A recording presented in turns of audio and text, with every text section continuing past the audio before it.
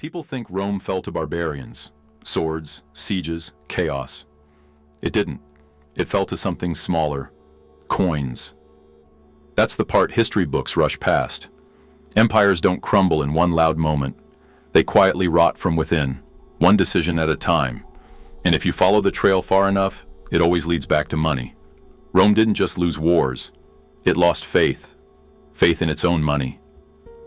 For centuries, that faith was built into a single coin, the silver denarius. First minted in 211 BC, it became the backbone of the Roman world. One coin could travel from the deserts of Egypt to the forests of Germany, and everyone would take it. Not because Rome said so, but because it was real. Every denarius was almost pure silver, about 95% under Augustus. You could feel its weight, hear its ring.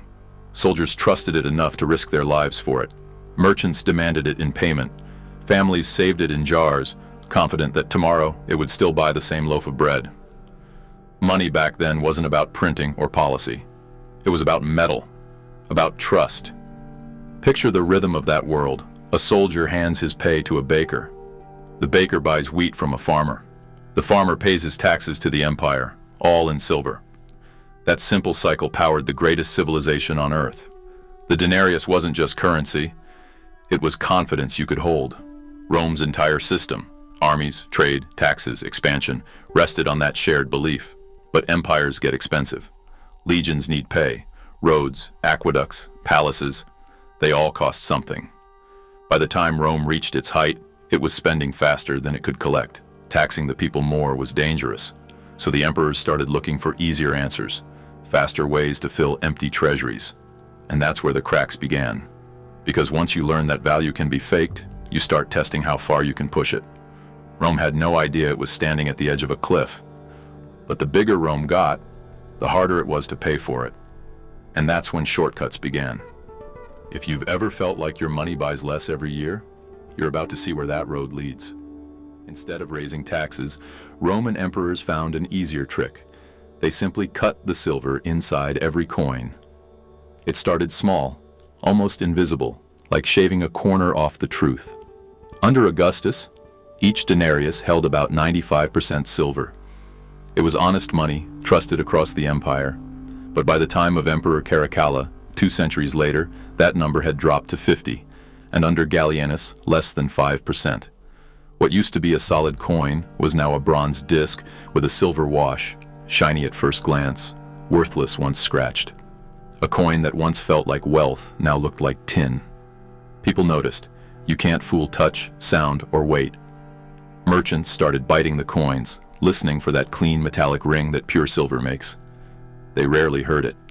Soldiers, who once fought proudly for the empire, began demanding higher pay just to cover the rising cost of food. A loaf of bread that once cost a single coin now cost several. Wine, meat, oil, everything doubled, then doubled again. What looked like a clever financial shortcut had turned into slow theft. Merchants stopped trusting the coins. They wanted gold or grain instead. Farmers refused to trade unless paid in real silver. Markets broke down into barter. Cities ran short on supplies because no one wanted to accept the emperor's fake money. The streets of Rome buzzed with frustration, not just from poverty, but from the sense that something sacred had been broken.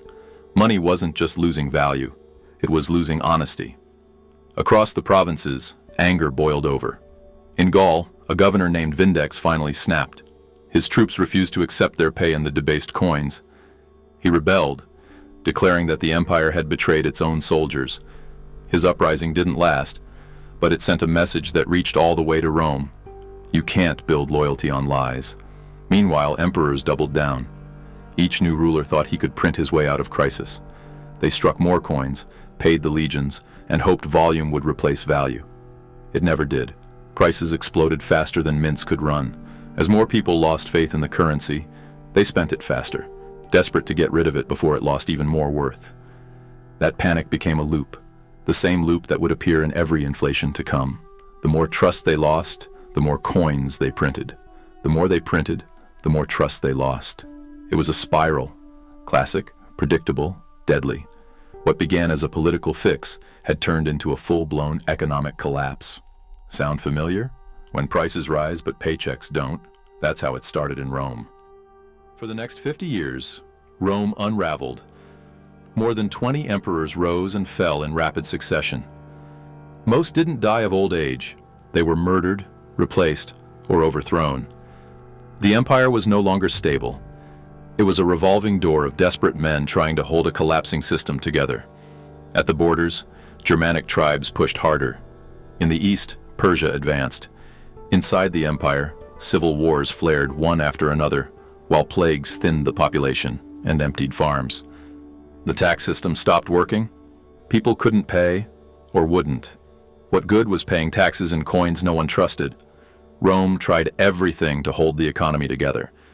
The boldest move came under Emperor Diocletian, who thought he could force stability by law.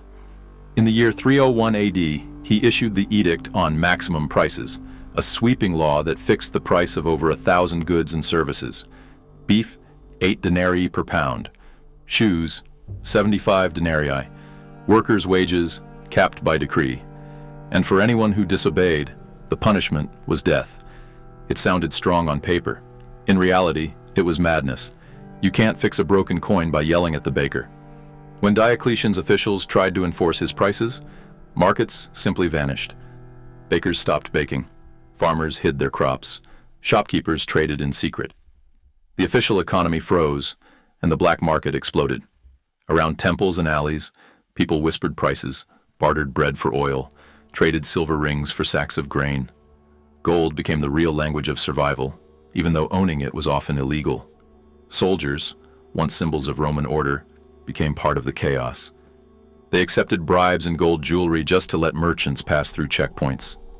Some local governors minted their own coins, ignoring Rome entirely.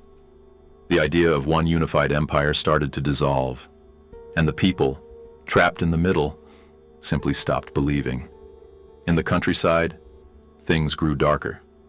To keep farms running, the state chained peasants to the land, forbidding them to leave.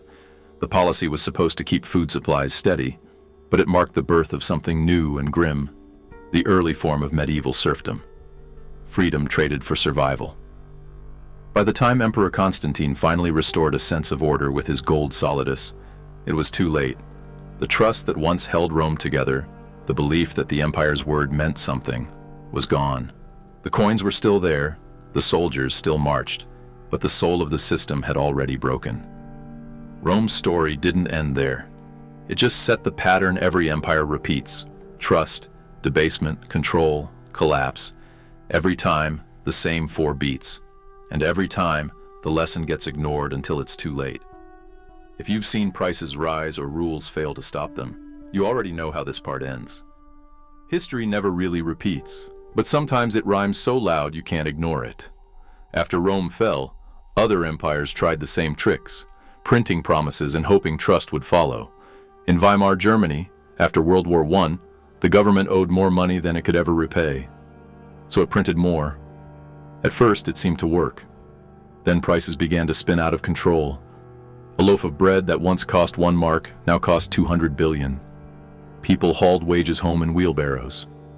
By the time they got to the bakery, the price had already changed. Families burned paper marks to keep warm because firewood was worth more than cash. Centuries later, Zimbabwe repeated the same script. In 2008, the country's inflation rate hit 89.7 sextillion percent. Prices doubled every day. Shoppers didn't check prices anymore. They grabbed what they could before the next hour. Bills printed in the morning were worthless by nightfall.